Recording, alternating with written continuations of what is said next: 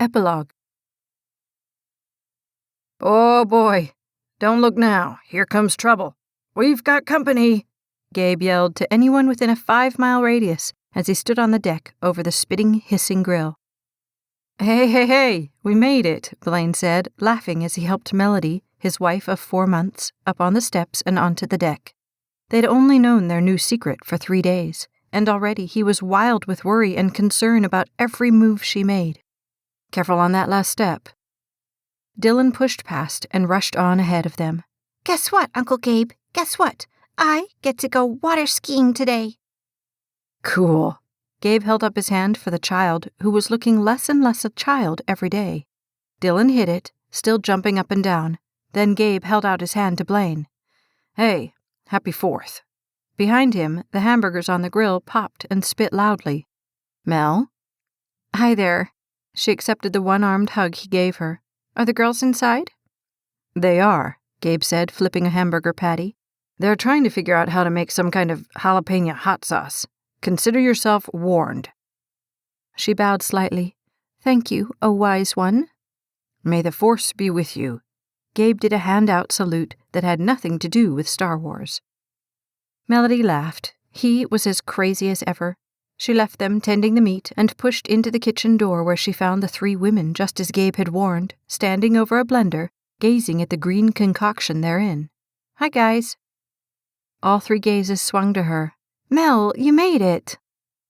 She had never felt more like a woman in an old hens club than when she stepped into that kitchen, but she couldn't be upset by that. There was a rightness about it that wouldn't let her. Her life was no longer a single strand. It was now woven inextricably with the others represented by that gathering. "Here, come taste this," Ashley said, holding up a chip with green something on it. Dutifully, Melody went over and accepted the chip. She bit gingerly into it, chewed, and considered. "Not bad. Maybe a little salty, though." "I told you," Lisa said. "It needs more sugar." She went about measuring more out. "So, how's our resident newlywed?" Eve asked, grabbing a chip sans the sauce. Trying to get settled. You would not believe the boxes. I go to sleep at night, and all I see is boxes." "Did Blaine ever get that bed put together, or are you still sleeping on the floor?" Eve asked. "No, he got it up. We even got it on a wall that will work after only the 4th try." They all laughed. "Been there," Lisa said. She hit the puree button, and noise filled the kitchen. Melody grabbed a chip and looked around the kitchen. "Where are Alex and Maddie?" "The guys took them." Lisa stopped the blender, grabbed a chip, and dunked it in. "It's his turn to deal with them for a while." She bit into the chip. "Yeah, that's much better." In turn, each woman tasted it and proclaimed it sufficiently edible. Melody's final mark of approval was for symbolic purposes only. "Awesome." Ashley picked up the blender and dumped the contents into the waiting bowl. They'd just dug in when Jeff and AJ came in from the front door, flanked and surrounded by 2 squealing children. "Mommy, Mommy!" Alex ran to her, holding up a small red race car. "Dad let me buy a car. Look, isn't it cool?" Lisa looked at Jeff and frowned. He shrugged.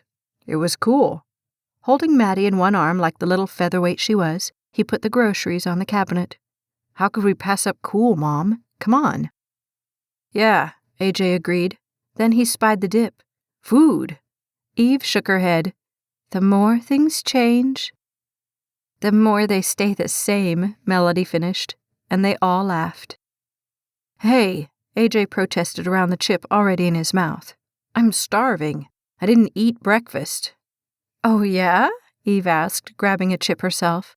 "What were those 2 breakfast burritos you scarfed down on the way over here?" "Snacks. Come on, they were like this big."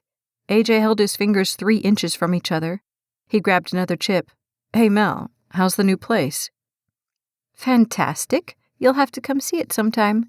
We missed you moving, but Jeff and Gabe worked their usual magic." "Yeah, I heard. We'll have to come over and see it sometime, though. I hear it's great," he said, still chomping the chips like he was, in fact, starving. The door snapped open, and Gabe peeked in. "Burgers are ready." Like a well-trained army, everybody grabbed something and headed outside. Although Melody had begged off half of the annual water skiing adventure, it had been a great day, just relaxing with friends who really knew her, not having to impress anybody. It was excellent. The campfire in the little fire pit was slowly turning to embers as the hour hand arched up toward midnight. Around the fire, the couple sat soaking in the last of the warmth, no one wanting to leave just yet. "Well," AJ said, and all gazes drifted that direction. Melody saw the tender look he gave to Eve as he sat up. Her heart melted at the picture they made. They were so right together, so good for each other. She was glad of that. A prayer of thanksgiving for them being in her life slid through her. She was lucky to count them as friends. "We have some news," AJ said, rubbing his hands together, although he was still looking only at Eve. At that, not only gazes, but everyone's full attention went their direction as well. AJ turned to them, but let his gaze fall to the wooden planks at their feet. "You all know we've been doing the doctor thing and the testing thing. Well, we went in on Monday, and—" He glanced back at Eve, and there was no denying that look. "There's a heartbeat," Eve said softly, picking her hand up to rub his arm tenderly. Lisa asked, sitting up straight. Are you serious? You're pregnant?" And then she was on her feet with Eve in her arms. "Oh, I'm so happy for you guys. That is so awesome." Handshakes, hugs, tears, and congratulations flowed freely. It was as if the party was starting all over again. "Man, it's been so hard not saying anything all day," AJ said. "I thought I was going to keel over when Jeff asked how things were going today at the store." He slapped Jeff in the stomach. "You really shouldn't do that to a person." "Like I had a clue," Jeff said. "And this is a new thing?" Gabe asked, rolling his eyes dramatically. The whole group laughed. It had nothing to do with duty, only with love when Melody stepped over to Eve and hugged her tightly. "Congratulations, girl. I know you are going to make a totally fantastic mom." Eve was welling up now, some from the congratulations, some from the happiness. "I just can't believe it sometimes. It doesn't even seem real."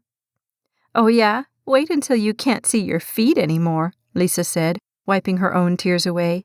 "Then it will seem very, very real." Melody stepped back as Ashley stepped forward and pulled Eve into her embrace. "You're lucky, you know that?" She pulled back and her face was serious. "Don't ever forget that, okay?" Tears streamed down Eve's face. "I won't, I promise." And they hugged again. Blaine stepped up behind Melody and entwined his fingers with hers. She looked at him as happiness and peace flooded through her whole being. He pulled her into his arms and kissed her head softly. "You want to tell them?" Slowly she shook her head, and looking at him, she whispered, "Not yet." His smile took in only her gaze, and without saying a word, they agreed to keep the little secret that had made them both happier than they had ever been. It was only later, driving home, that Blaine had the chance to ask her why she had decided not to tell them. "So I've got to know why you didn't want to say anything tonight. Not that I mind. I kind of like the secrecy thing. But I'm curious." Melody looked over at him, and love and peace flowed from her gaze. She shrugged. "Tonight was Eve's night. I'll have my night too sometime, and she'll be as happy for me then as I am for her right now." Blaine nodded, and then looked over at her. Once again he entwined his fingers with hers, lifted her hand, and kissed it. "Just so you know, Mrs. Donovan, I'm about as happy right now as I'm ever going to get." "Me too," she said, as her whole heart opened to the possibilities life held out for them. "Me too." As they sped through the night, side by side, his hand in hers, Melody thought about the child now growing inside her.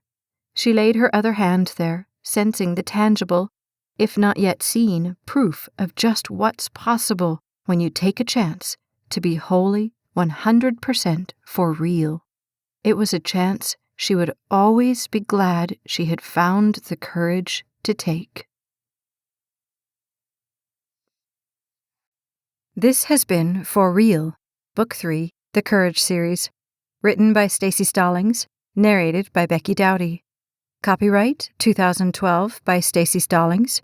Production copyright 2014 by Staci Stallings. Like and subscribe to the Staci Stallings YouTube channel so you never miss a second of the story.